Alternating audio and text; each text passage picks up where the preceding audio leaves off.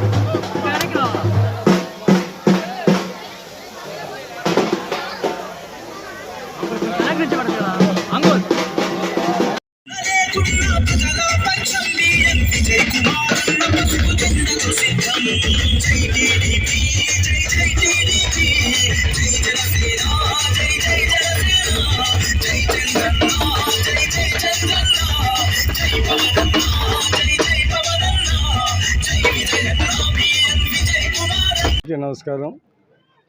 ఈరోజు చీమకుర్తి టౌన్లో గార్మి పండగ మా ముస్లిం సోదరులతో ఇక్కడ ఘనంగా జరుపుకున్నాం. ఇక్కడ మా ముస్లిం పెద్దలు, అదేవిధంగా చీమకుర్తి టీడీపీ లీడర్స్ అందరు కలిసి సంతోషంగా ఈ గార్మి పండగ చేసుకున్నాం.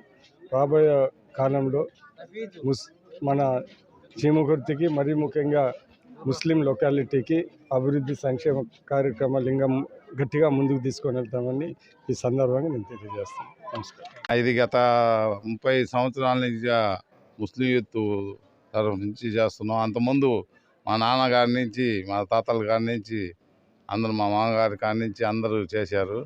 అదే ఆనతిగా గ్రంథోత్సవం, మహబూబ్ సుబానీ గ్రంథోత్సవానికి మనం ముస్లిం యూత్ తరఫు నుంచి 30 సంవత్సరాలు దాదాపు ఊరు మొత్తం కలిసి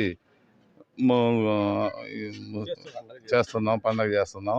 ఊరు మొత్తం కలిసి ఐకమత్యంగా ఉండి ఐకమత్యంగా విజయ్ కుమార్కి ఇప్పుడు పిలిచాము, వచ్చారు. అంతకుముందు కూడా వచ్చి ఉన్నారు. దానికి అందరూ ఘనంగా ముస్లిం యూత్ కుర్రోళ్ళు మొత్తం బాగా నిలబడి బాగా చేశారు.